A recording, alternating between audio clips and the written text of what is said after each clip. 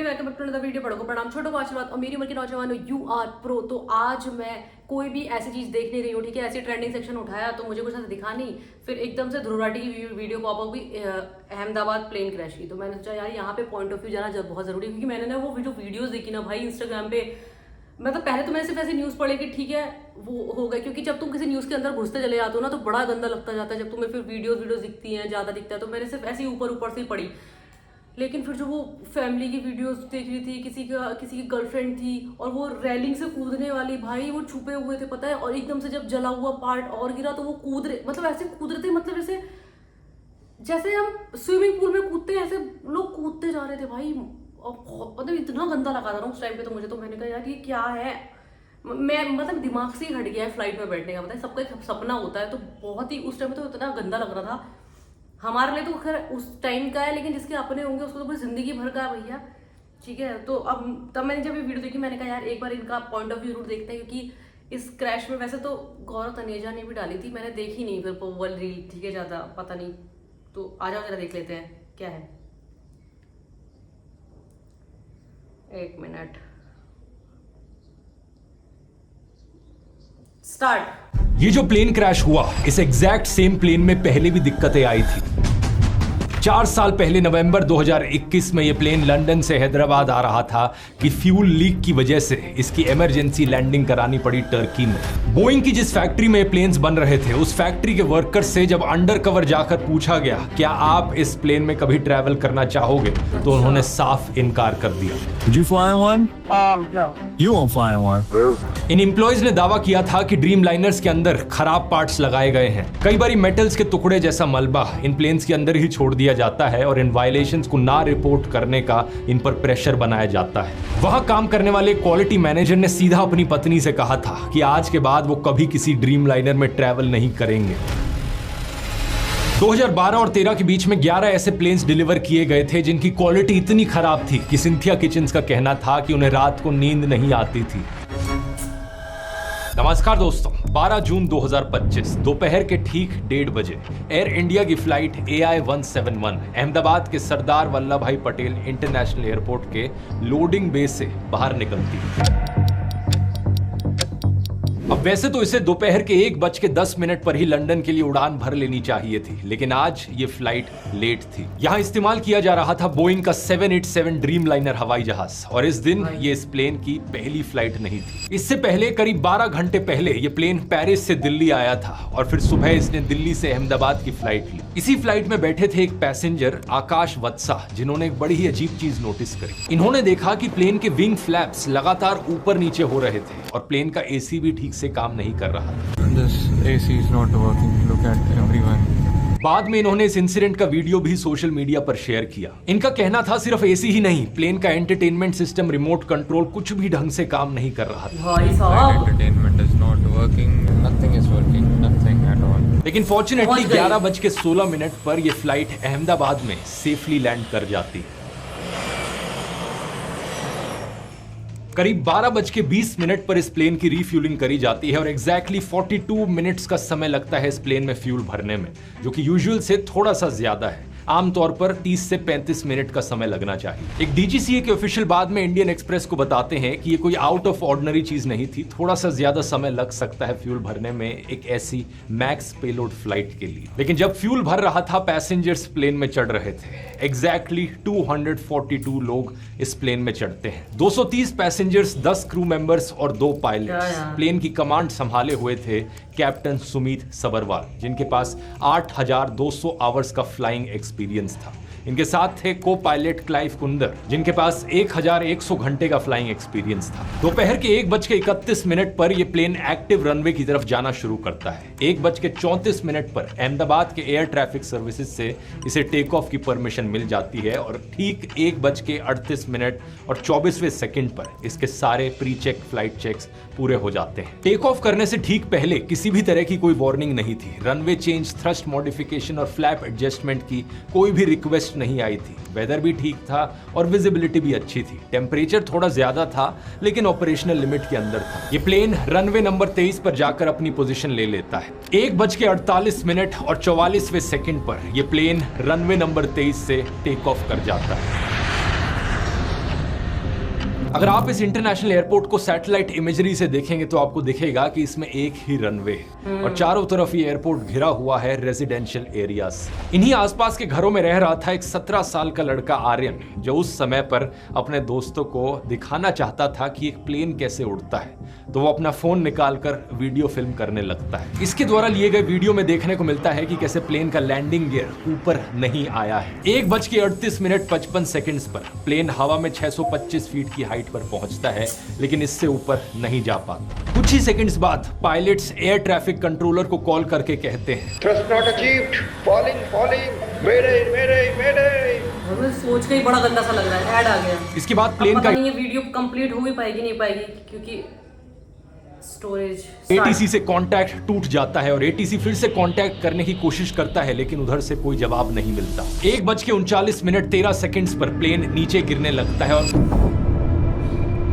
सिर्फ 34 seconds, take off करने के सिर्फ 34 सेकंड्स बाद ये प्लेन एयरपोर्ट से लगभग 1.5 किलोमीटर दूर रेजिडेंशियल एरिया मेघनानी नगर में बीजे मेडिकल कॉलेज के एक हॉस्टल में जाकर क्रैश कर जाता है और इस हॉस्टल में आग लग जाती है।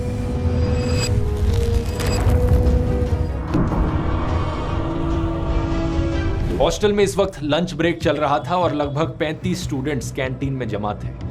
एकदम से प्लेन आकर कैंटीन से टकरा गया। किसी स्टूडेंट को समझ नहीं आया कि ये क्या हुआ है। अपनी जान बचाने के लिए स्टूडेंट्स खिड़कियों से कूदने लगे। कोई सेकंड फ्लोर से कूदा तो कोई थर्ड फ्लोर से। वहां पास रहने वाले लोगों ने बताया कि जब प्लेन मेडिकल कॉलेज के हॉस्टल से जाकर टकराया तब एक बहुत ही तेज आवाज सुनाई दी और उन्हें लगा कि जैसे कोई भूकंप आ गया हो। जब उन्होंने बाहर आकर देखा तो चारों तरफ सिर्फ धुआं था और जमीन पर मलबा पड़ा हुआ था। प्लेन में मौजूद सभी लोगों में से सिर्फ एक पैसेंजर जिंदा बचे, विश्वास कुमार रमेश, एक ब्रिटिश सिटीजन जो इमरजेंसी एग्जिट के पास सीट नंबर 11A पर बैठे थे। इनका कहना है कि प्लेन के जिस साइड इनकी सीट मौजूद थी, प्लेन का वो हिस्सा चांस की बात है जमीन की तरफ गिरा। उन्हें बाहर खाली जगह दिखी तो वो इमरजेंसी एग्जिट से बाहर आ गए, लेकिन प्लेन का दूसरा हिस्सा दीवार से ब्लॉक्ड था। इसी कारण से कोई और बाहर नहीं आ पाया। सरकार ने अभी तक ऑफिशियल टोल नहीं बताया है एग्जैक्टली कितने लोग यहाँ मारे गए, लेकिन अनुमान है कि ये नंबर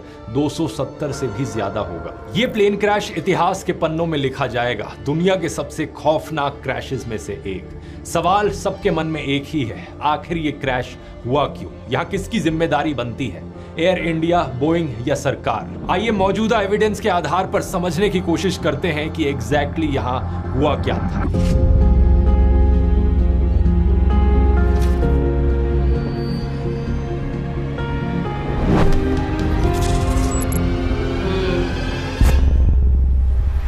दोस्तों, जब भी हम प्लेन क्रैश जैसे बड़े हादसों की खबर सुनते हैं, इतने कॉम्प्लेक्स सिस्टम्स को फेल होते हुए देखते हैं, तो एक आम इंसान के पर्सपेक्टिव से पावरलेस फील करना बड़ी आम बात है। हम कंट्रोल नहीं कर सकते कि ये बड़ी बड़ी कॉर्पोरेशंस क्या करती हैं, इनके फैसलों का क्या असर पड़ता है हमारी जिंदगी पर। लेकिन मेरा मानना है ऐसे केसेस में बेहतर है उन चीजों पर फोकस करना जिन्हें हम कंट्रोल कर सकते हैं। हमारी जिंदगी में लिए गए खुद के फैसले, जो चीजें हमारे कंट्रोल में हैं, उससे अपना फ्यूचर सिक्योर करें। और आज की दुनिया में अपना फ्यूचर सिक्योर करने का मतलब है हमारी लाइफ टाइम के single most important technological shift को मास्टर करना, जो कि है artificial intelligence. The most profound technology humanity is working on. Really affect the future dramatically. Perhaps the most important foundational technology of our time. It is a renaissance.